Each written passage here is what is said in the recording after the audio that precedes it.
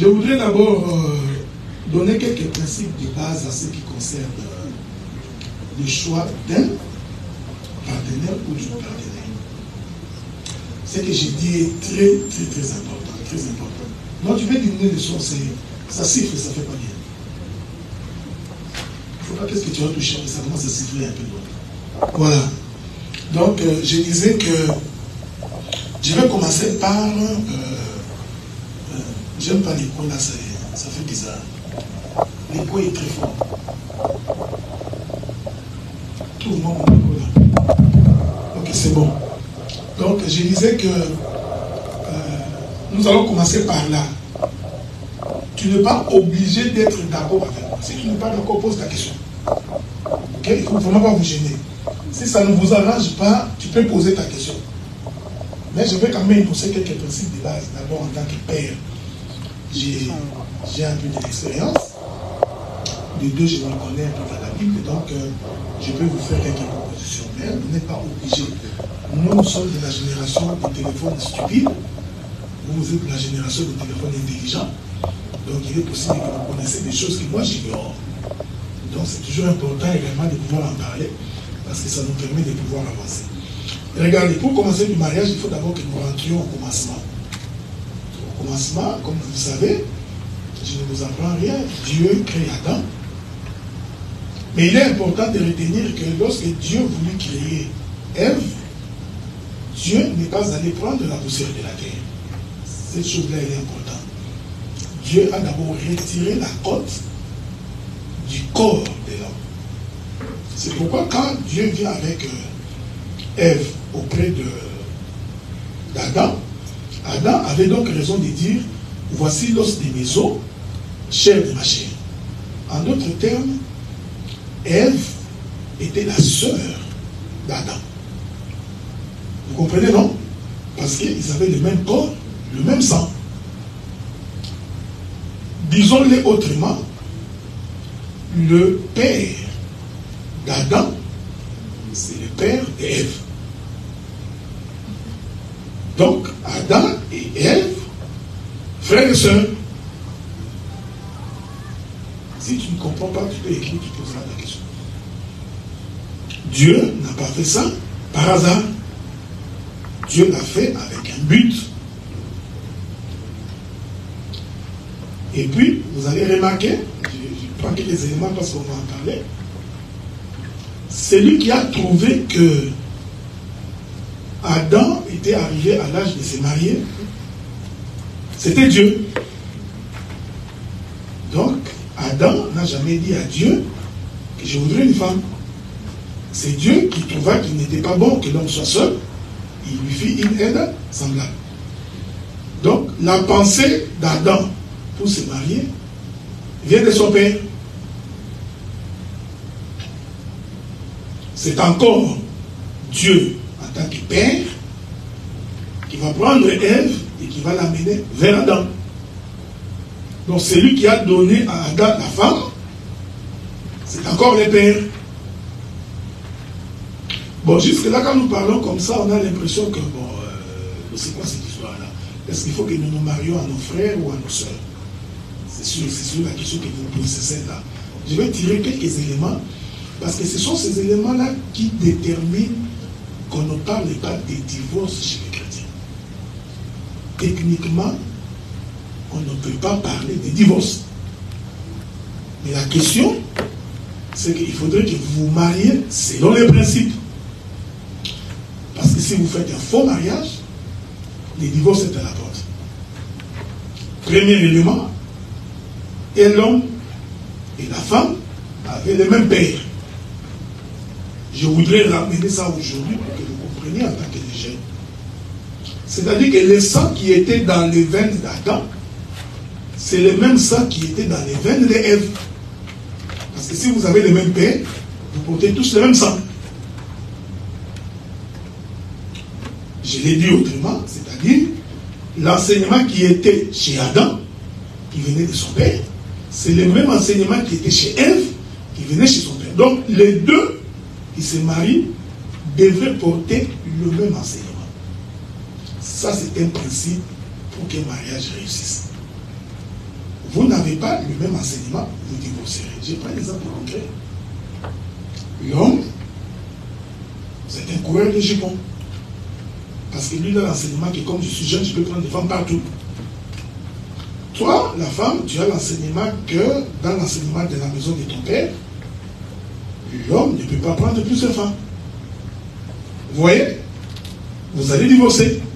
Parce que lui va commencer à aller prendre des femmes. Toi, tu ne supporteras pas, ça ne va pas marcher. Je prends quelques exemples pour que vous compreniez. Mais si vous deux, vous avez le même enseignement, vous avez moins de problèmes. Parce que l'homme n'ira pas chercher ailleurs, la femme n'ira pas chercher ailleurs. Nous pouvons inverser. Hein? De la même manière, une femme qui a le même enseignement que son mari, c'est-à-dire l'enseignement de leur père, la femme sait que je reste fidèle à mon mari, quoi qu'il arrive. Mais si vous n'avez pas le même enseignement, c'est tout ce que nous vivons dans les pays occidentaux aujourd'hui. Quand vous n'avez pas le même enseignement, il suffit d'un petit conflit. La femme va décider d'aller prendre un autre gars. C'est comme ça que les Québécois font quand ils sont avec leurs chums et leurs blondes. Ils mettent les chums en pause. Il va prendre un autre copain. Après, il dit que non, je n'ai pas été infidèle. J'avais mis fin à la relation. C'est ça l'importance du fait que Adam et Ève avaient le même père. Donc, le premier élément à retenir, c'est ça. Tu n'épouses pas, je parle à la fois des hommes, des frères comme des sœurs, tu n'épouses pas quelqu'un qui n'a pas le même enseignement que toi. Puisque vous n'avez, je donne des exemples pour que vous compreniez. Dans la maison de notre père, la femme est soumise. Dans l'enseignement des Trudeau, la femme est égale à l'homme. Alors quand vous êtes dans une maison avec ces deux enseignements, ce sont des conflits. Mais je vais revenir probablement dans les débats. La soumission ne veut pas dire l'esclavagisme. Hein. Il faut faire très attention parce qu'il y a beaucoup d'hommes également qui comprennent très mal. Donc, si moi qui suis femme, je sais que dans l'enseignement de mon père, je dois être soumise à mon mari, c'est-à-dire que ce que mon mari dit, je l'ai fait. Mais faites attention. Faudrait-il encore que le mari ait le même enseignement que toi pour ne pas te soumettre à des choses qui sont contraires à la volonté de votre père? Est-ce que vous comprenez, hein? Donc, il faut faire très attention. Parce que beaucoup d'hommes également pensent que la soumission veut dire que tout ce que tu diras, la femme obéira. Non. Il faudrait encore que toi, tu aies l'enseignement du père pour ne pas soumettre ta femme à des choses qui sont contraires à la volonté de Dieu. Je vais prendre un exemple. L'homme décide que vous allez dans une boîte de nuit. C'est un enseignement qui est contraire à l'enseignement de votre père. Même s'il est ton mari, ça devient difficile pour toi de te soumettre. Mais qu'est-ce qui est à la base? C'est l'enseignement. Vous allez remarquer que tous les conflits des couples tirent leur origine dans l'enseignement.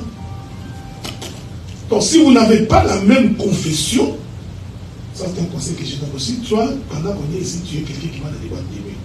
Tu trouves que c'est ça ton enseignement. Tu prends un homme qui prend. Allez dans les boîtes de nuit, vous êtes à l'aise. Parce que et toi et l'homme, vous adorez les boîtes de nuit. Donc, il n'y aura pas de problème. Probablement qu'il va avoir des problèmes quand il va commencer à boire du vin, un peu ivre. Ton ami va venir les tenir à la hache pour danser. Tu vas devenir jaloux. Et la bagarre va éclater. Mais, dans les principes de Dieu, c'est ça l'enseignement. Ici, c'est important que je précise. Je ne te demande pas, en tant qu'homme, de ne prendre la femme qui est dans cette église. Ce n'est pas ce que j'ai dit. Je ne te demande pas, toi aussi, en tant qu'homme, en tant que femme, que le frère qui va t'épouser ne doit venir que dans cette église. Ce n'est pas ce que j'ai dit. Ici, je parle de la confession de la foi. Il faut être rassuré que vous avez la même confession de la foi. Je vais donner quelques principes de la confession de la foi. C'est que nous n'autorisons pas les péchés. Donc ce sont des éléments qui peuvent déjà au début te permettre de dire, celui-là c'est un païen. Dans sa manière de parler, dans sa manière d'être, dans sa manière de réagir.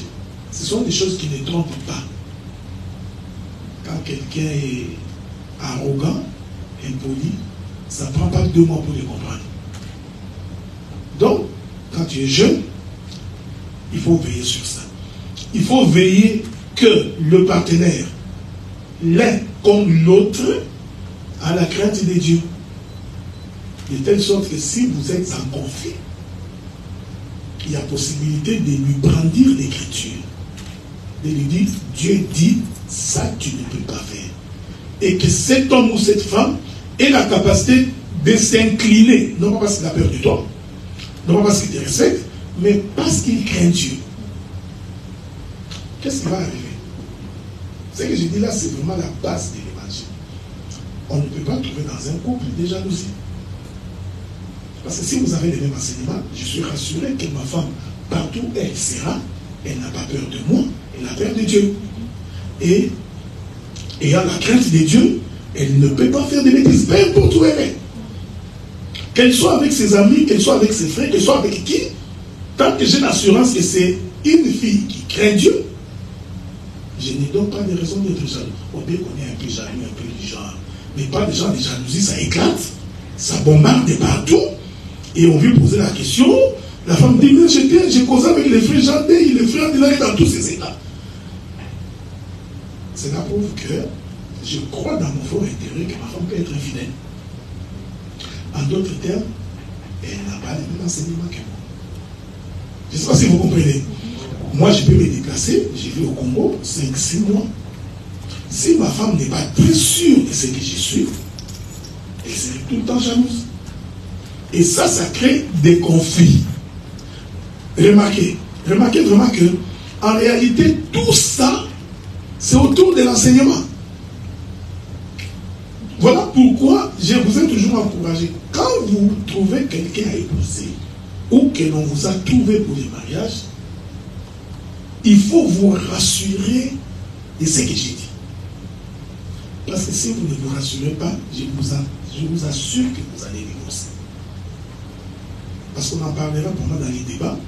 Parce qu'il y a des mariages que les gens croient que c'est le mariage des dieux, mais ce n'est pas des dieux. Déjà, quand vous faites un mariage avec deux confessions différentes, ça ne vient pas des dieux. Vous n'avez pas d'excuses parce que vous connaissez Dieu. Nous, dans la jeunesse, on n'avait pas connu Dieu, on pouvait faire des bêtises parce qu'on était païens. Mais pas vous. Vous, avant même d'entrer, vous savez exactement qu'est-ce qu'il faut faire. C'est pourquoi je vous ai toujours encouragé. Vous voyez, tous ces plaisirs-là, après 20 ans, ça va finir. Tous les doyers que les jeunes font là, dans 15 ans exactement, dès que tu es dans la quarantaine, c'est fini. Maintenant, imagine-toi que tu avais épousé une mauvaise femme. Je vais donner quelques exemples pour que vous compreniez. Que tu épouses une femme, pendant que toi tu es au travail, tu rentres, tu trouves qu'elle est dans une boîte de nuit. Tu feras quoi? D'abord, je voudrais vous informer que nous ne sommes pas au Congo. Okay? Donc, ce que j'ai dit ici n'a rien à voir avec les Congolais qui, des fois, ne comprennent pas ce que nous disons. Ici, on n'est pas au Congo, tu peux taper une femme. Et ça, si vous comprenez ce que j'ai dit, hein? Nous ne sommes pas au Congo. Ça veut dire que si la femme décide de te dire non, il n'y a rien que tu feras. Rien. S'il décide de ne pas t'écouter, tu ne feras rien. Même ceux qui n'ont qu'une, tu es un bomba. À qui? Yankee. Parce que si tu parles à qui, Yankee, là-bas. Ici, ça va finir.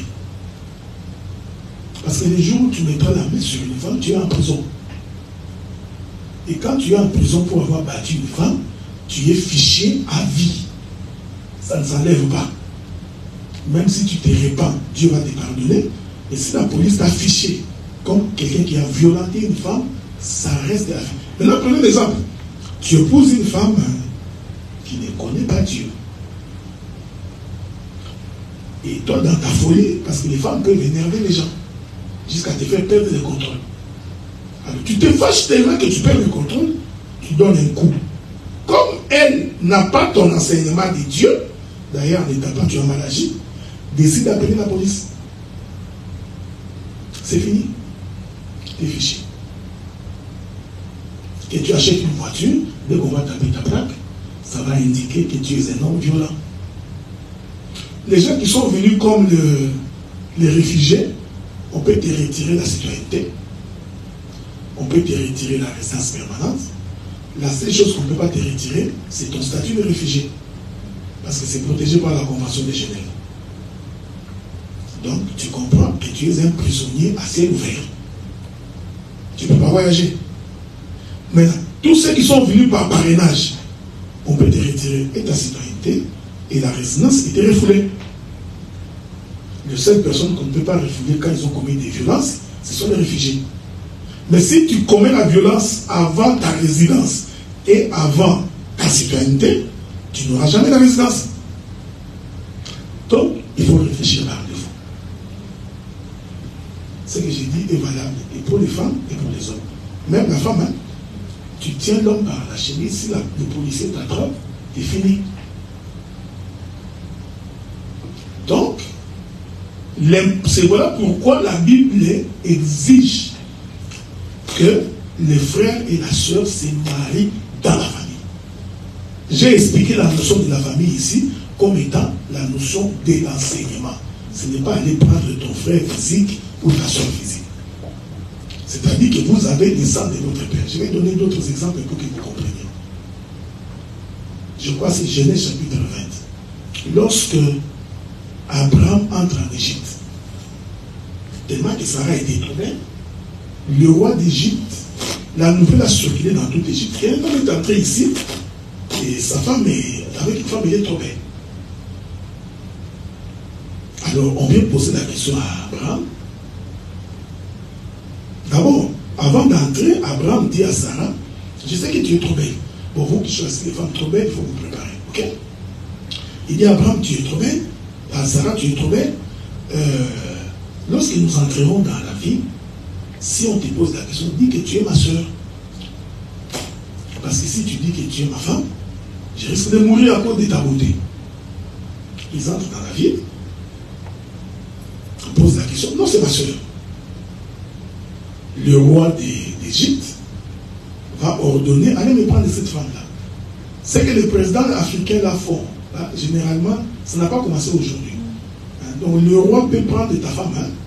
C'est l'homme comme ça, il dit, qui? La femme de Ross, c'est fini, je vais les voir dans mes appartements. C'est fini, il est parti. C'est ce que Dieu avait dit le jour où Israël a demandé un roi. Hein. Ils ont dit à Samuel, non, nous ne voulons plus de toi, nous voulons avoir un roi comme tous les autres rois. Dieu a dit à ce peuple-là, les rois qui demandent prélèveront l'impôt sur leur salaire. 2, il prendra leurs filles et il prendra tout ce qui s'appartient. Le roi avait le droit de vie et le droit de mort. Donc, il pouvait dire, amenez-moi cette femme-là. C'est comme ça que le roi d'Égypte a fait. Il a juste dit, allez me prendre Sarah. On prend Sarah, on met Sarah dans les appartements de Pharaon d'Égypte. Et comme vous savez, à l'époque, le roi avait plusieurs femmes. On peut te mettre dans les appartements jusqu'au jour où le roi va décider d'aller avec toi. Il va te faire venir. Souvenez-vous d'Esther. Il a dit, je ne peux pas aller chez les rois si les rois ne m'invitent pas. Parce qu'à l'époque, le roi avait plusieurs femmes. Tu ne pouvais pas entrer dans la chambre du roi si le roi ne t'a pas invité. C'est comme ça qu'on a pris Sarah, on l'a mis dans un des appartements du roi. Le roi avait les projets de les prendre et de coucher avec. C'est comme ça que la nuit, Dieu apparaît à Pharaon et lui dit, non, la femme que tu voudrais prendre là, c'est la femme de mon serviteur. Alors le roi se réveille le matin, il est fâché. Il appelle Abraham. Il dit, mais qu'est-ce que tu m'as fait? On t'a posé la question, si c'était ta femme, tu as dit que c'est ma soeur. Maintenant que nous l'avons prise, Dieu vient nous dire que non, c'est ta soeur. Abraham a répondu. Il dit, oui, effectivement, elle est ma soeur, mais elle est aussi ma femme. Est-ce que vous me suivez, hein? Abraham a confirmé que Sarah était sa soeur. Ça, c'est Genèse chapitre 20. Il a ajouté, il a dit, nous sommes des mêmes pères, mais des mères différentes. Je n'entre pas dans beaucoup de révélations parce que ce n'est pas ce que j'ai conçu. Parce qu'Abraham n'a répété que la création d'Adam. Adam et Ève avaient le même père, mais des mères différentes. Vous avez la foi d'Abraham, Abraham, votre père, vous ne pouvez épouser votre soeur. Vous ne pouvez demander le mariage qu'à votre frère. Ça, ce sont les principes. Je sais que vous aurez beaucoup de questions, mais s'il est comme ça, on va en parler. Je prends le cas d'Isaac. Ils arrivent en Égypte. Ça, c'est un conseil que je vous donne. Surtout vous qui êtes jeunes là. vous vous mariez mal, vous allez vraiment pleurer dans ces pays. Surtout dans ces pays, vous allez pleurer. Ça, je vous assure. Demandez à toutes les femmes qui ont dépassé la quarantaine, qui n'ont pas démarré, qui ont des difficultés ou qui ont fait des bêtises pendant la jeunesse. Parce qu'ils refusaient tout le monde, qui ont des enfants à gauche, à droite, ils vont vous démontrer comment c'est difficile à gérer. Cette chose-là, elle est importante. Abraham décide qu'Isaac doit se marier. Et Abraham appelle son serviteur et dit à son serviteur, je voudrais que mon fils se marie. Mais je ne voudrais pas que tu prennes pour mon fils parmi les filles des Philistins. Abraham savait pourquoi. Parce qu'il savait que s'ils prennent des filles des Philistins, ils vont détourner le cœur de son fils vers les dieux étrangers. Ici, je voudrais donner un conseil aux frères. Vous n'avez aucune puissance pour arrêter une femme. Ça, je vous informe. La femme, quand tu l'aimes, est capable de t'entraîner partout. Tu résisteras, mais si tu aimes la femme, tu finiras par partir. C'est ça l'importance d'avoir une femme qui craint Dieu. La femme peut te faire quitter ici, te faire entrer dans Bima. Tu entreras. Si tu aimes la femme, tu iras. C'est comme ça que Dieu a créé l'homme. Regardez Dieu, créateur du ciel et de la terre, l'homme puissant. À cause de l'amour qu'il avait pour nous, il a abandonné le ciel, il est descendu. Toute la chicotte là qu'il recevait, c'est à cause de la femme. Donc, détrompe-toi. Quand tu es jeune, tu as l'impression que c'est toi qui diriges la femme. C'est l'impression que tu as quand tu es jeune. Tu as l'impression qu'il n'y a rien. Rassure-toi, plus ton âge va avancer. Tu verras que tu n'as aucune puissance sur la femme. Voilà l'importance d'avoir une femme qui craint Dieu. Pour que le jour où tu seras dans ta faiblesse, que la femme ne t'entraîne pas. Il dit non, ne laissez pas. Je peux vous multiplier des exemples hein, si vous en voulez. L'homme le plus sage de la terre, Salomon, qui connaissait tout. La Bible dit au soir de sa vie, c'est-à-dire quand il est devenu vieux. Quand il était jeune, Salomon ne voulait pas des femmes étrangères. C'est ce que vous êtes quand tu as dans la vingtaine, trentaine, 35, 40, tu te trouves que tu as Yankee. C'est ce qu'était Salomon. Quand il est devenu vieux, la Bible dit que son cœur commença à se tourner vers les femmes étrangères. Et ces femmes étrangères l'ont amené vers les dieux étrangers. C'est comme ça qu'il est mort. Mais pourtant, il était un homme plus sage. Ayez l'habitude de voir la vie après 10 ans, après 15 ans. Ne le voyez pas maintenant parce que tu te sens fort. Vois ça dans 10 ans, 15 ans. Le choix que tu fais. Abraham dit, prenez, allez prendre une femme dans ma famille. Pourquoi? Parce qu'Abraham savait que lorsqu'on se marie dans la famille, il n'y a pas de divorce. Je vais vous donner un exemple. J'ai dans cette église ici le frère Ross, qui est le frère d'Exaucé qui est ici. Même père, même mère. Je vous donne un exemple pour que vous compreniez. Mais ils ne sont pas couple, ok?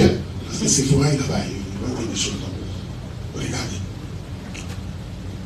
Quel que soit ce qui peut arriver, ces deux-là resteront frères et sœurs. Je ne sais pas si vous comprenez. Quel que soit, que Sephora ait insulté Ross, qu'il ait pris son argent, cette identité de frères et sœurs, personne ne peut l'enlever. Même s'ils ne se parlent pas, Ross continuera à dire Sephora c'est ma sœur. Sephora continuera à dire Ross c'est mon frère. Même s'ils ne se parlent pas. Il dira c'est le sang de mon père. Cela veut dire en d'autres termes, puisqu'ils sont frères et sœurs, ces deux-là ne peuvent pas se séparer. Ils peuvent être en conflit, ils peuvent être en mésentente, mais la séparation était possible. Pourquoi? Ils portent le même sang. Je ne sais pas si vous comprenez.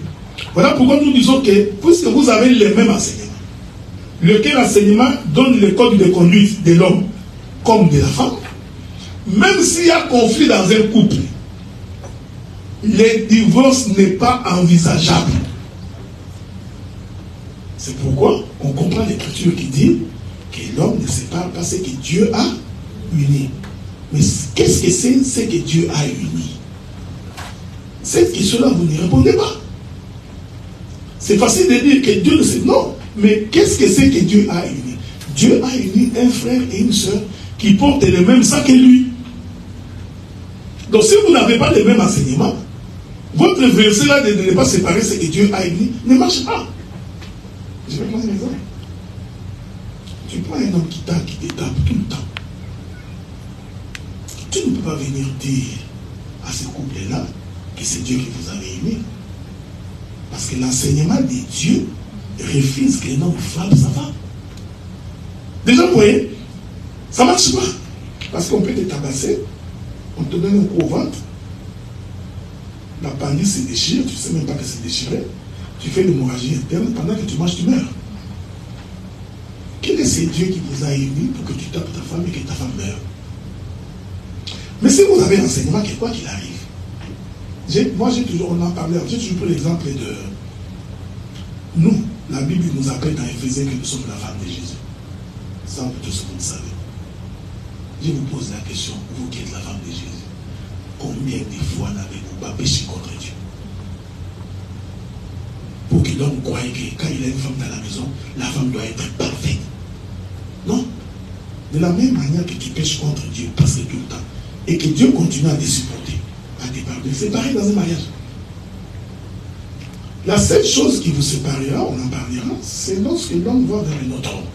La femme va vers un autre homme. Et tous les conflits, je vais finir par ici. Jacob aussi veut se marier. Il va dans la maison de sa famille, chez son oncle. C'est là-bas qu'il s'est marié. Parce qu'il savait. C'est comme vous avez remarqué, chez les patriarches, il n'y a pas eu de divorce. Hein? Ni chez Abraham. Je ne sais pas si dans votre Bible, quand vous lisez, vous avez un verset d'un homme de Dieu qui a divorcé. Si vous en avez un, donnez-moi. Je vais me repentir. Parce que tous l'ont fait selon les principes de Dieu. Puisque vous les faites selon les principes de Dieu, vous ne pouvez pas divorcer. Si vous divorcez, ça dit que l'un de vous avait fait un mauvais choix en ne pas respecter les principes de Dieu. J'ai compris. Voilà pourquoi nous nous opposons à toute forme de concubinage. Ça n'a pas de sens. Pourquoi tu prendrais un copain et une copine? Pour faire quoi? Pour poursuivre quoi?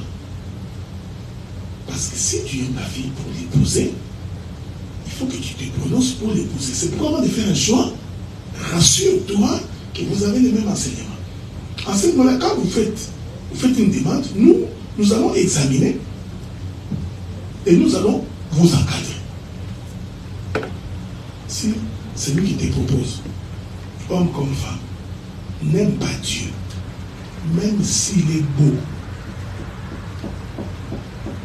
même s'il s'habille bien, même s'il a zéro faute comme moi, c'est un mariage à déconseiller. Pourquoi? Parce que ça va être des problèmes aujourd'hui. Vous colmatez demain notre trou. Vous colmatez demain notre trou. C'est pourquoi vous trouvez des gens qui disent j'étais encore bien quand j'étais célibataire. C'est pas de sa faute, c'est lui qui a fait un mauvais choix. Parce que si vous me posez à moi la question, comment tu trouves le mariage? Je vais dire le mariage est la chose la plus bonne qui me soit arrivée. Mais ça prend du temps. Parce que vous qui connaissez Dieu, vous avez intérêt à respecter ces principes. Voilà un peu. Telle a été ma première intervention. Vous n'avez pas mon numéro de téléphone, hein? Ok. Bon. Les gens qui n'ont pas mon numéro de téléphone, je vais les dicter. Vous pouvez le mettre dans votre téléphone. 819 208 40 50.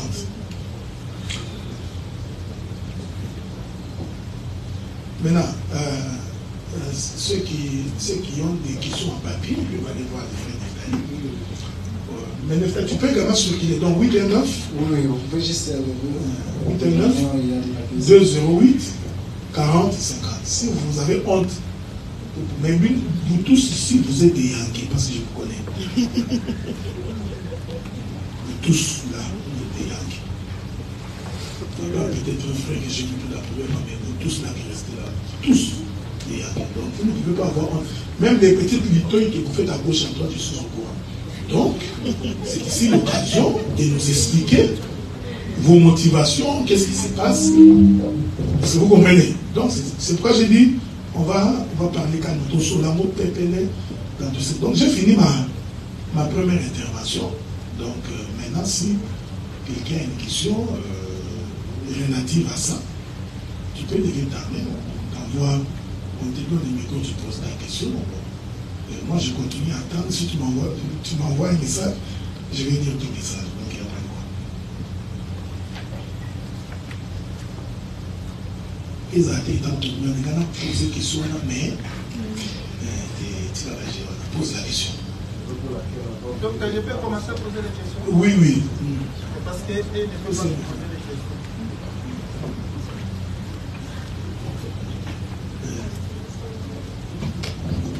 J'ai 150 questions. Ah. Mais je vais... La question, on peut le prendre en lingala, en français, en anglais, peu importe. Oui. Donc, il ne faut pas être gêné. Ma question est celle-ci. J'ai écouté, vous avez dit que non, avant de se marier, il faut qu'il y ait quelqu'un à qui vous partagez la même parole. Alors, si un frère, on s'est trouvé dans le lieu de travail, et puis mon cœur aussi bat pour lui aussi, ça tape aussi, et puis les choses commencent. Parce que ça commence seulement avec bonjour, bonjour, comment ça va? On se voit chaque jour. Ensuite, si tu commences à un peu à entrer dedans, un jour, ou bien une sœur, ou bien une frère te dit, vraiment moi là, je ne dors pas. Alors lui là, il n'a jamais allé à l'église. Comment est-ce que je vais faire? Je vais dire, non, toi tu n'as pas le même enseignement que moi, donc on ne peut pas continuer notre relation. C'est ça la première question. D'autres questions, je vais encore les poser si et il ne faut pas poser des questions. Bon, je crois que vous avez écouté la première question. Mais je crois que vous avez la réponse. Hein. De par mon intervention, vous avez la réponse. Si vous tombez sur quelqu'un, si vous tombez sur quelqu'un qui n'aime pas prier, qui n'aime pas aller à l'église, parce que vous êtes trouvé au travail, je vais vous dire une chose. L'amour que vous voyez a 3 étapes. En tout amour. C'est ce que beaucoup de femmes ne comprennent pas, même les hommes. En amour, il y a 3 étapes. Quand vous commencez, il y a toujours ce qu'on appelle la passion. La passion, c'est cette époque-là où tu ne dors pas. Donc tu es capable de rester au téléphone en train de chuchoter, mon amour, mon bébé, mon chéri, je ne peux pas, je n'arrive pas à dormir. On appelle ça l'amour passion. Si tu ne le vois pas, tu es en colère. Est-ce que vous me suivez? Je sais que vous commencez à écrire vos questions. Mais suivez-moi. Donc, il y a d'abord l'amour passion. Maman Sephora, on peut nous servir à boire en attendant. Hein? Ce n'est pas mauvais. Donc, ça c'est l'amour passion. Nous sommes tous passés par là. Et généralement, quand vous n'avez pas beaucoup de responsabilités, quand vous n'avez pas d'enfants, c'est l'amour passion. L'amour passion, vous êtes au restaurant tous les jours, excursion, vous pouvez vous promener au parc toute la nuit, vous pouvez vous rencontrer à minuit, à 1h, à 2h du matin. Ça c'est l'amour passion. Nous sommes tous passés par là. Après cette étape-là, il y a l'amour de la responsabilité. C'est-à-dire, vous fondez un foyer, vous commencez à avoir des familles. Quand vous commencez à avoir une famille, ça devient des responsabilités. Dès que la responsabilité intervient, l'amour, passion diminue. C'est naturel. Beaucoup plus pour les femmes, dès que la femme commence à accoucher, la première chose que la femme fait inconsciemment, elle transpose son amour vers son enfant. Ça, il faut le savoir. Si tu ne le sais pas, tu vas divorcer. Cette femme-là qui était à côté de toi tout le temps, chérie, coucou, qu'est-ce que tu vas manger? Dès qu'elle commence à avoir des enfants, c'est fini. Elle va t'oublier. Toute sa préoccupation va être son enfant. C'est comme ça que beaucoup d'hommes sont même devenus jaloux de leurs propres enfants. Tu vois, papa est en train de cogner l'enfant. Vous pensez que c'est de la discipline? Non, c'est de la jalousie. J'appelle ça l'amour responsabilité. Cet amour responsabilité passe par le fait que maintenant vous avez des factures à payer. Ce n'est plus des rencontres dans les parcs et dans les banques d'eau. Vous avez une charge pour un enfant. Vous commencez à élaborer un projet. Ces éléments-là, quand vous les réunissez, l'amour, passion diminue.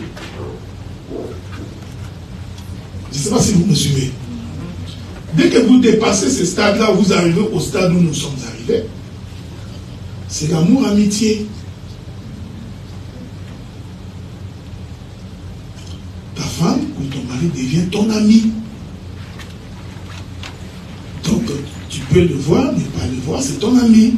C'est avec lui que vous partagez des causeries, c'est avec lui que vous partagez tout. Donc, généralement, vous les jeunes, quand vous commencez dans un mariage, vous commencez toujours par l'amour, passion. Mais la passion que vous voyez là va finir. C'est comme ça que tu vas trouver des femmes qui divorcent inutilement. Oh, il m'appelle plus bébé. Il m'appelle plus chérie. Il ne m'amène plus au restaurant. Parce qu'ils n'ont pas compris que l'amour, passion a pris fin. Encore. Mais cela ne veut pas dire que cet homme ne t'aime pas. Hein? Il faudrait éviter de regarder beaucoup de films et de novellas consolables. Ça n'a rien à voir avec l'amour.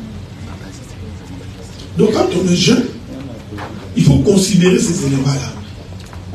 Donc ces éléments-là que l'amour, passion, finit. C'est pourquoi généralement quand les jeunes sont dans l'amour, passion, ils n'écoutent pas les conseils. Quand ta fille te dit que j'aime tel frère, quand tu essaies de lui dire, ce frère-là c'est un faux frère. S'il est dans l'amour, passion, il ne saisira jamais.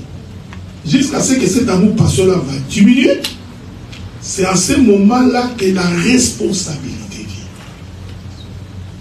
Donc, un conseil pour répondre à la question du frère, du pasteur Azaf, vous pouvez vous rencontrer au travail. Vous pouvez vous rencontrer à l'école. Vous pouvez vous rencontrer n'importe où. Mais c'est comme j'ai dit, vérifiez que c'est un homme ou c'est une femme qui craint Dieu. Moi, je ne fais pas la promotion des églises. Hein. Je ne suis pas ici en train de te dire, tu vois, il faut que tu épouses dans l'autre église. Ce n'est pas ce que j'ai dit. Parce que je n'ai pas cette conviction-là. Bien que, si tu épouses dans l'église, c'est beaucoup plus rassurant pour moi, parce que je connais la personne. Mais, il faut te rassurer que c'est une personne qui craint Dieu. Et ça, je voudrais vous dire, ça ne demande pas le Saint-Esprit pour savoir si quelqu'un craint Dieu ou pas. Ça ne demande pas le Saint-Esprit. Il suffit d'un ou de deux éléments. Tu sauras que c'est là, il n'a aucune crainte de Dieu. Laissez-nous recevoir des églises là. Vous voyez? Même si l'amour te monte jusqu'à, comme disent les Ivoiriens, jusqu'à... Ça, c'est un mauvais départ. Donc, moi, je conseillerais, si un homme au travail, il t'aime à l'école, je reviendrai sur d'autres éléments plus tard, et que vous vous rendez compte qu'il n'aime pas Dieu, c'est un amour à déconseiller. Parce que plus tard, ça va barder. Je vais aborder les aspects physiologiques après.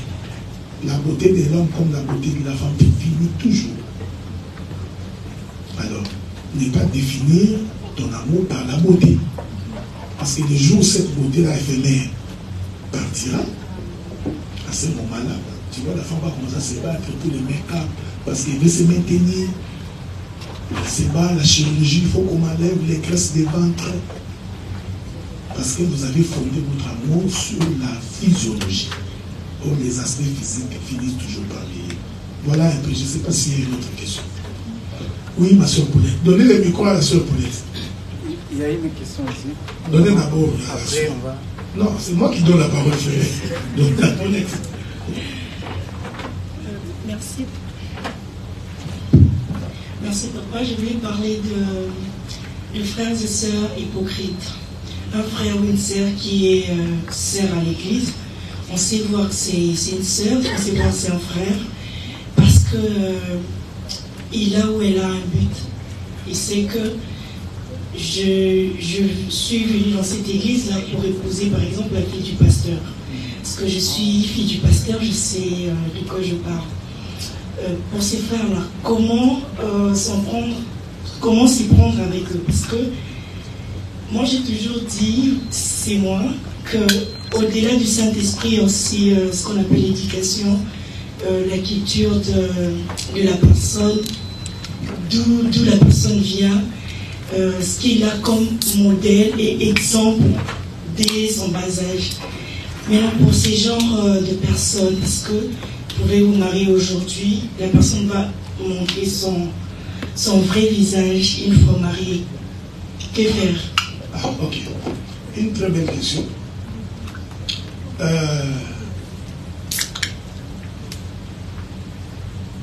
Vous savez, bon, si Dieu lui-même est étonné de l'homme, hein, Dieu a créé l'homme, à un moment donné, Dieu s'est dit non, non, non, non.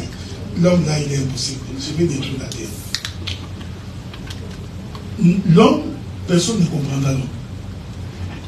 Même quand tu viens avec une femme dans la maison après 40 ans, tu ne la connaîtras jamais. Ok?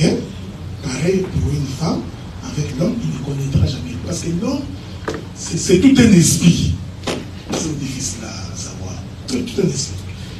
Mais la question de la sœur est importante parce que l'homme qui vient déjà avec une idée hypocrite.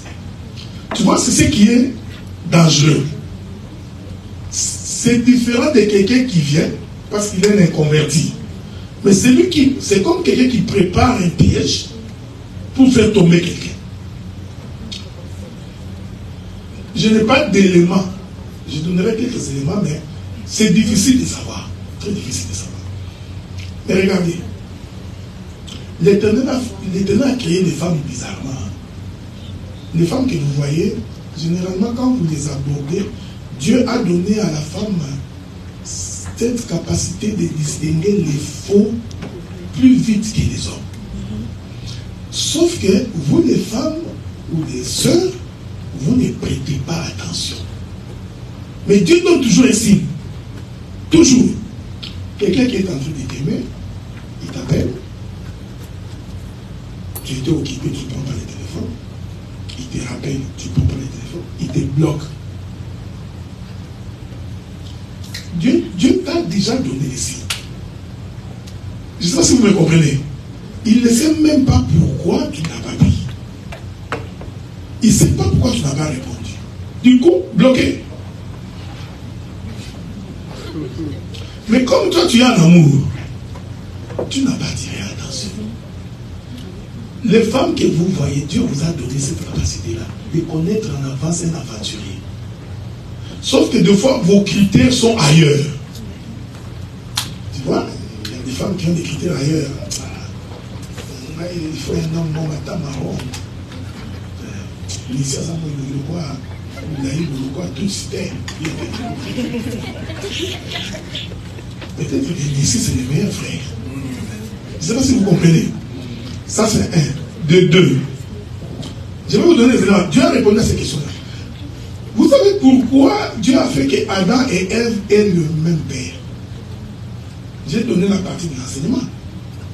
Mais je donne la partie pratique. Parce qu'en fait, puisque nous avons le même père, qu'est-ce que cela suppose? Nous avons la même éducation. Donc, même pour les mariages, Abraham envoie dans sa famille, Isaac envoie dans sa famille. Donc, quand vous voulez vous marier, homme comme femme, vérifiez la famille.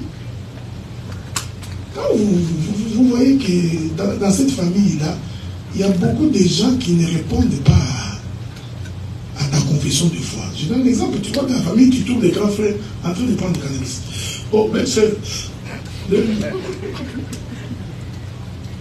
Après, quand il finit, il donne au petit frère. Et puis, tu vois la maman aussi qui veut sortir. Amène-moi un verre de l'autocollage, je vais boire. Ce sont des éléments qui prouvent que ce n'est pas un endroit à mettre les pieds. Je ne sais pas si vous le comprenez. Ce que nous déplorons, c'est pour ceux qui sont païens, qui ne connaissaient pas ces choses, qui sont entrés déjà dedans, ça devient notre problème. Mais pour vous qui n'avez pas encore mis les pieds, vous avez, quand on va aborder les questions des finances, hein, je vais vous le dire, nous on n'a pas eu la chance quand on est arrivé ici, nous n'avions eu personne pour nous conseiller. On ne savait pas comment fonctionne l'économie, c'est quoi un crédit, on ne savait rien. Et on me donne $2800, parce que maintenant on ne donne plus. Moi quand je suis arrivé ici, comme réfugié, on donnait des frais d'installation. $2800. Ce n'est pas les 2800 d'aujourd'hui, hein, les 2001. J'avais un ami là, à Nos, il est angolais. Moi, 2800, lui, 2800, nous sommes sortis du bureau. On s'est regardé, j'ai dit, oh, à Nos, quel pays? On n'a pas travaillé. 2800. Nous sommes allés au McDo. Aujourd'hui, le McDo a changé. Il y en a certains qui ont encore ça. Au McDo, il y avait des gobelets comme ça. Là. La fontaine était dehors. Ce n'était pas derrière le comptoir. On te donne. Tu achètes McDo, Big Mac, double Big Mac, Big Papa. Nous sortons. J'ai mis les coca.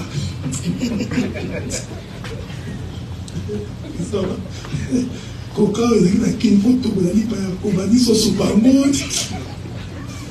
donc tu sors comme ça, tu dis, Seigneur Dieu, c'est pas vrai. Et les 2800 est fini dans les habits. Nike, 180, j'achète. Mais aujourd'hui, si tu me donnes $2800, j'achète pas un Nike. Nous, on dormait comme ça. Parce que, tu vois, maintenant, on a fait des restrictions. À l'époque, là, tu pouvais appeler Congo directement de ton téléphone. Tu composes, piou, direct. Là, le WhatsApp n'existait pas. Et c'était $1 par minute de causerie. Moi, j'ai dormi de 22h à 6h du matin. Maman, ça tout au collage n'a pas. Maman, il dit, Canada. On dit, il connaît ça l'année. Est-ce que le ciel est toujours comme ici chez nous là? J'ai dit non, mon cher. Le ciel ici est différent. J'ai à la fin du mois $6000 de facture. Parce que j'ai posé pendant 6 heures. Vous voyez? Après 2 ans, les crédits étaient foutus. Je viens d'acheter ma première maison à 55 ans. Mais vous ne pouvez pas une grosse bêtise à monter. Parce que si j'étais au courant, en 5 ans, j'aurais déjà acheté la première. Aujourd'hui, j'aurais probablement 5-6 maisons. Vous ne vous posez pas la question pourquoi il n'y a pas de Chinois dans les usines. Vous pensez que quoi?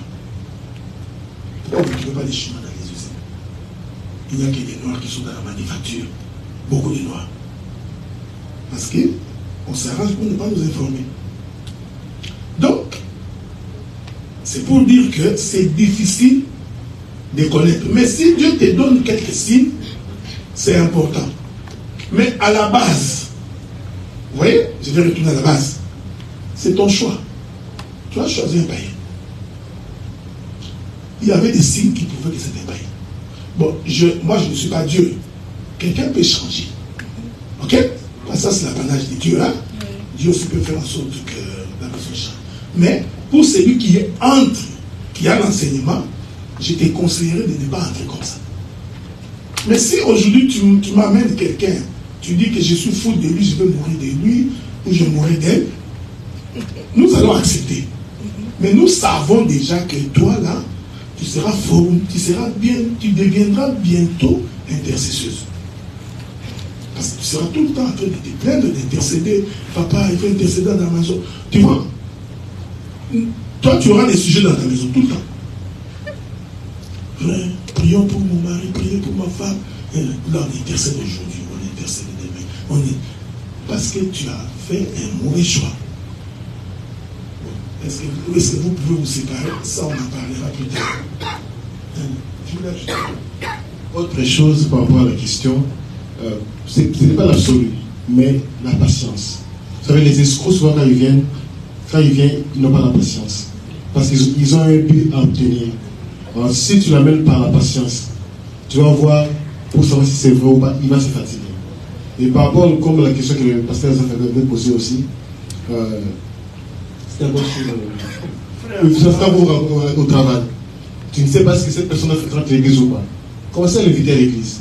Si réellement cette personne-là aime Dieu, au fur et à mesure, tu vas voir son attachement avec l'œuvre de Dieu ou avec l'enseignement. Mais un faux. En tout cas, comme vous savez, les études, on dit que pour connaître un faux, il faut le donner 6 mois minimum. Donc, donne-lui du temps, tu vas voir, à partir de ce temps, tu vas commencer à l'étudier. Même si au départ, il est gentil, mais si tu ne cèdes pas, parce que quand un escroc vient, parce qu'il faut que tu cèdes. Mais quand tu ne cèdes pas, tu l'amènes à l'église, donc ce n'est pas ça ce qu'il lui voulait.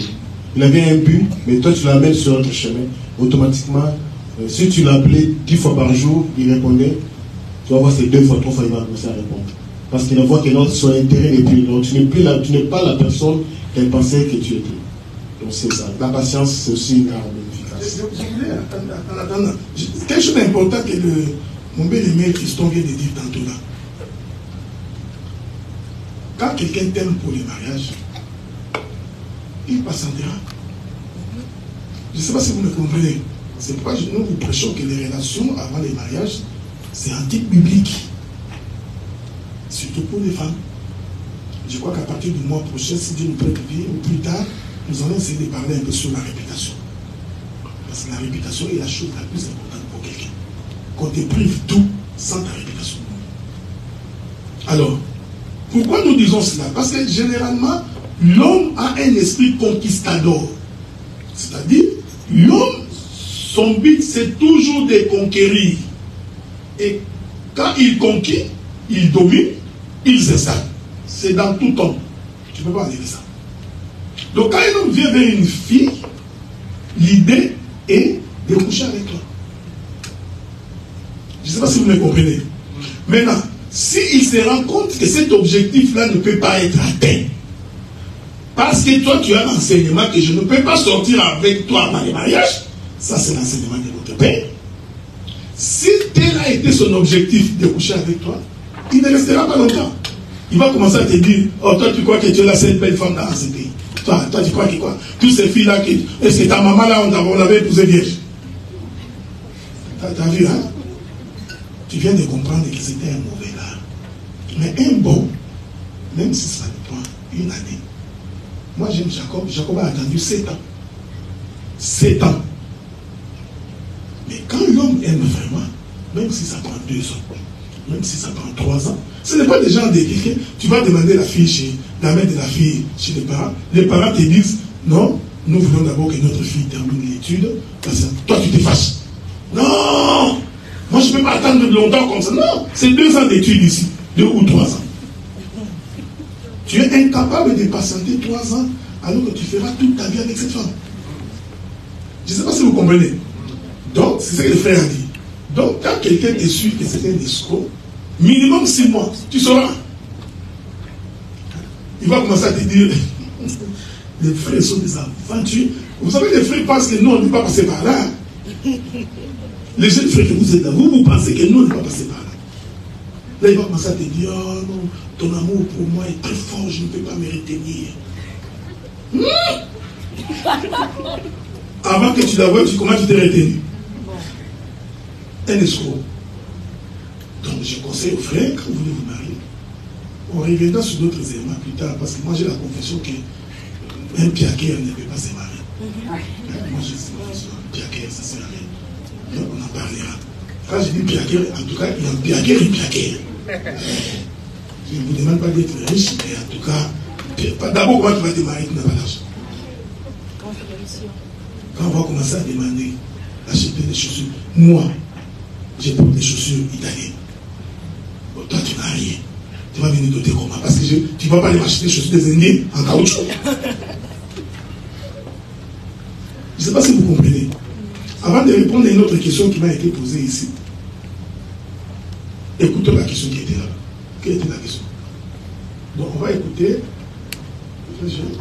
J'irai, ensuite nous allons écouter les frères Mardoché, en plus je répondrai à la question différente. Bonsoir à tous. Bonsoir. Donc, docteur, d'ailleurs j'ai plusieurs questions.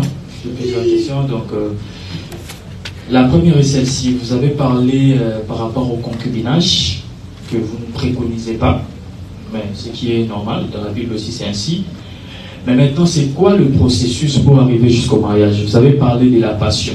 Or, dans la passion, beaucoup pensent même que ce sont les femmes qui aiment souvent le mariage, mais au contraire, nous les hommes, nous aimons plus que le mariage que les femmes d'ailleurs.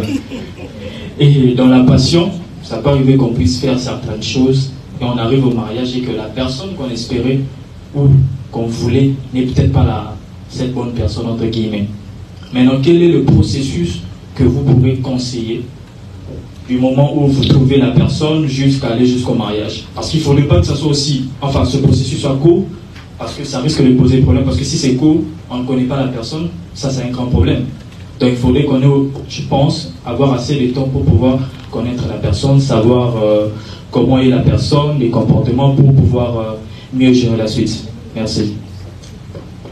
La question du frère, c'est, on les prend dans les deux sens, hein? Pas seulement pour les hommes, mais pour les femmes aussi, ok? Même moi, je n'ai jamais conseillé un... D'abord, quel est le processus? Je donne le processus selon la Bible. Je vois la sœur exaucée, je l'aime, je l'aborde. Sœur exaucée, je t'ai vu, je t'aime, j'ai des projets de fonder une famille avec toi. Ne commence pas par des roses, des fleurs. Non, ce n'est pas ça ton objectif. Tu ne vas pas la séduire comme ça, tu vois des jeux comme des tomates, des bouteilles, quand je dors. Non, non, ça là tu vas le dire plus tard. La soeur, je t'ai vu, je t'aime, on va pas sortir ici.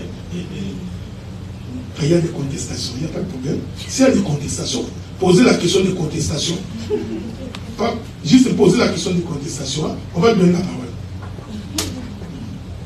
Ça, c'est le fait qu'on soit les train de m'intimider. Ça va faire bien. Donc, généralement, vous abordez la femme.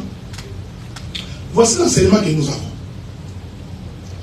Si les frères t'abordent, je suis en train de supposer que, avant que la fille ne dise oui, il a déjà vérifié tout ce que moi j'avais dit. Il a vérifié l'enseignement. Je ne sais pas combien de fois vous allez vous rencontrer. Ça, je ne sais pas. Ok? Mais tout en sachant, et je dois savoir que pendant ces temps, je ne couche pas avec les messieurs. Je ne sais pas si vous comprenez. C'est très important pour les filles. Je ne couche pas avec les messieurs. Parce qu'il y a une pour les mariages. Donc, vous pouvez vous rencontrer. Vous pouvez aller manger au restaurant. Vous vous fréquentez. Je ne sais pas combien de temps ça prendra. C'est difficile à dire. Mais, puisque il est venu vers toi, donc tu as le temps de cerner un certain nombre d'éléments pour te rassurer que ce n'est pas un païen. Moi, mon problème, c'est le païen. Le comportement, c'est pas très grave. Un païen, c'est un païen. C'est-à-dire qu'il n'aime pas Dieu. Celui-là, c'est très dangereux. Dès que tu sens que ton cœur te pousse à dire oui, tu informes tes parents. Ça, c'est la procédure. Parce que moi qui suis votre pasteur, si je vois exaucer avec un frère, 1 mois, 2 mois, 3 mois, je vais commencer à m'inquiéter. Donc, le plus vite que tu as dit, d'ailleurs, selon la vraie doctrine, il faudrait éviter de vous exposer. Arrêtez de prendre la main dans la main, marcher de ça, parce que tout le monde vous verra. Et quand ça ne marchera pas, c'est la réputation de la fille. Donc, trouvez des endroits où vous pouvez vous rencontrer dans un restaurant, vous causez, vous terminez, elle prend son auto et vous rentrez. Évitez des câlins. Évitez des bisous. Des corps faibles. Le verset dit quoi? Le corps est faible. Donc il faudrait éviter ça. Éviter des endroits en privé, vous deux. Ça, c'est de la sagesse. Tu l'aimes bien? Allez au restaurant. Tout le monde est au restaurant. N'allez pas dans son appartement. C'est ça. Maintenant, quand tu trouves que c'est les messieurs que je veux, je suis d'accord, tu informes tes parents. Maintenant, quand nous, les parents, nous sommes au courant que tu as trouvé quelqu'un que tu aimes, un bon parent, je lui demanderai de lui dire de passer à la maison. Je ne sais pas si vous comprenez. Et si c'est un homme sérieux, il pourra venir probablement avec un ou deux de ses amis ou un ou deux de ses frères. Quand il vient, nous, les parents, on posera 2, 3, 4 questions et puis on va commencer à observer. Nous allons nous rassurer auprès de notre fille que c'est vraiment les messieurs qui lui fait. Est-ce qu'il a vérifié telle information? Une fois que ça c'est fait, nous demanderons à notre fille de dire au garçon que ses parents nous écrivent une lettre. Donc, tu as indice des questions, s'il te plaît. Les frères veulent savoir, pour savoir déjà comment répondre aux parents. Les questions que les parents posent. Indice. Non, c'est difficile à savoir. Je peux poser la question, tu fais quoi dans la vie? Hein? Qui sont tes parents? Tu vois, il y a ce genre de questions-là. Hein? Donc, qui sont tes parents? Tu pries où? Ça, c'est moi, je pose une question comme ça. Je peux faire une discussion avec toi sur ta confession de foi, 2-3 minutes, comment tu vas, et puis je me laisse. À ce moment-là, je voudrais visiter ma fille, tu viens chez moi à la maison. Maintenant, nous supposons que la fille, notre fille, a déjà donné son accord parce qu'elle est venue vers nous. Alors, ce qui va arriver après, il faudrait que l'homme informe également ses parents que j'ai trouvé une femme. Ça, c'est la Bible, hein? Samson trouve une femme, il dit à son père, j'ai trouvé une femme. Donc, il faut aussi que les parents des garçons soient au courant que notre garçon a trouvé une femme. Et aussi, ils vont s'arranger à leur manière pour inviter notre fille de passer aussi à la maison pour qu'ils aient aussi une idée de comment elle est. Bon, ça, on n'entre pas dans les détails. Ce n'est pas qu'on t'invite chez les beaux-pères pour la première fois. Tu vas maquiller, tu vas changer de visage, maquille qui tient au orange, tu arrives là-bas, les ongles comme ça, donc on colle comme ça. Une belle famille, ils vont dire non, mon fils, celui-là, c'est pas bien. Donc, essaie d'aller modestement. Tu viens, tu es serviable, tu vas préparer la cuisine, tu es de la maman. Non, toi, tu es assis. Apportez-moi un verre. Non. Je ne sais pas si vous comprenez. Tu vas critiquer la belle famille, le beau-frère. Mon frère, il est ma belle. Non. Donc, généralement, c'est ça le processus. Donc, ça commence par les garçons qui abordent la fille. Vous vous côtoyez. Bon, si vous vous connaissez depuis, c'est comme dans cette église, il y a des gens qui ne se connaissent pas. Donc, comme vous là, ça ne peut pas prendre beaucoup de temps. Ça fait 5 ans, 6 ans qu'on est ensemble. Donc, nous croyons que quand tu prends une décision, tu sais exactement. Et la fille aussi, vous te connaissez assez bien. Donc, ça ne peut pas, vous ne pouvez pas vous fréquenter. Non, vous prenez 2, 3, 4 mois, et puis, les parents sont au courant. Il y a une de mes soeurs là qui n'est pas arrivée, une de mes filles là qui n'est pas arrivée aujourd'hui parce qu'elle travaille. Elle a trouvé quelqu'un. Elle est venue me voir, papa, j'ai trouvé quelqu'un. Tu vas trouver un beau travail, ok? Est-ce que tes parents sont au courant? Non, j'ai commencé par là. Va d'abord là-bas. Si ces gars-là convainc tes parents, parce que même dans le mariage, il faut que le beau-fils, les futurs gendres, puissent convaincre les parents de la fille. Parce que c'est le papa de la fille qui donne sa fille en mariage. Donc si tu n'as pas son accord, tu ne prends pas la fille.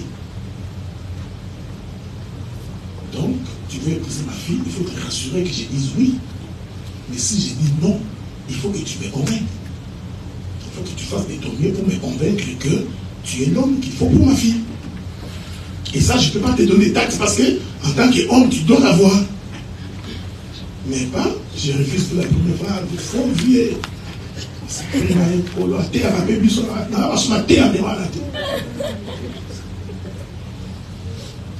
Donc ça, ce sont les processus. Donc c'est difficile à évaluer combien de temps ça. Mais il y a un élément important que tout parent qui voudrait donner sa fille en mariage, que le parent veut se rassurer, c'est de me rassurer que si tu prends ma fille, tu es capable de la prendre en charge. Ça, c'est l'élément le plus important. C'est-à-dire, en d'autres termes, on a besoin d'un homme responsable. Je veux me rassurer que tu travailles. Je veux me rassurer que tu as un appartement. Quand ces deux choses-là sont réunies, je ne te poserai pas des questions moi, mais je vais envoyer ma fille vérifier si tu as l'épargne. Moi, je peux l'envoyer, pas vérifier. Il a l'épargne. Combien dans son épargne? Non, papa, il est à moins de $200.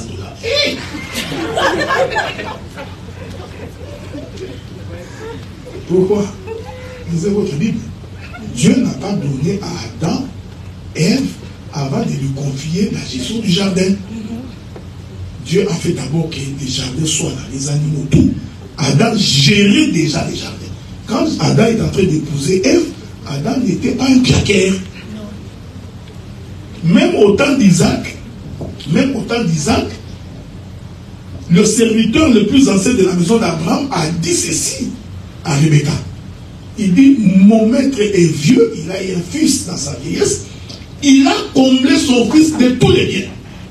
Donc, Isaac était un homme riche. Je ne vous demande pas d'être riche, mais je vous demande qu'il faut que vous prouviez que vous pouvez prendre une femme en charge. Même si on a en Occident, mais la femme, on la prend en charge. C'est pourquoi moi, j'ai toujours déconseillé, généralement, d'aller habiter chez la femme. J'ai toujours déconseillé ça. Vous pouvez y aller pour un demi, parce que dès que tu as les moyens, amène la femme dans l'appartement, signé par ton nom. Ça, je vous l'ai dit par expérience. Parce que quand la femme est en colère, des fois, il y a des réactions, tu te dis vraiment, il avait causé avec les serpents dans la tu vois? Et ça, c'est...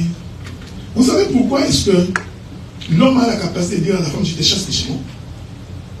Parce que c'est lui qui est allé prendre la femme et l'a amené chez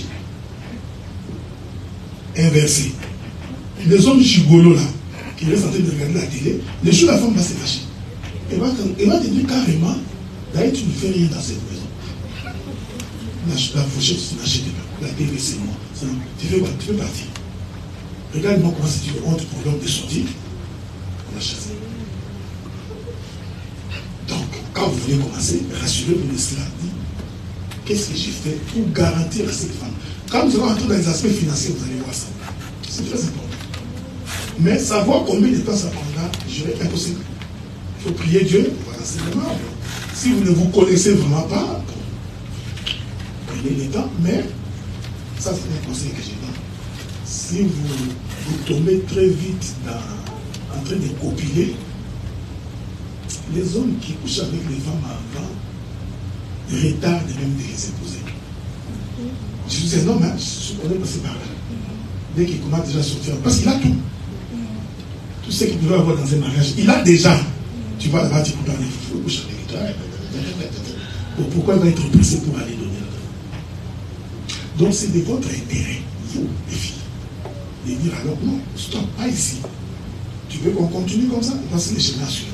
Si l'homme t'aime, il suivra les chemins. Mais si tu vois qu'il n'a pas envie de suivre, comprends doucement que c'est un comédien qui cherche à satisfaire sa chair. Et ça là, c'est de votre réputation qui est question. Frère Emmanuel.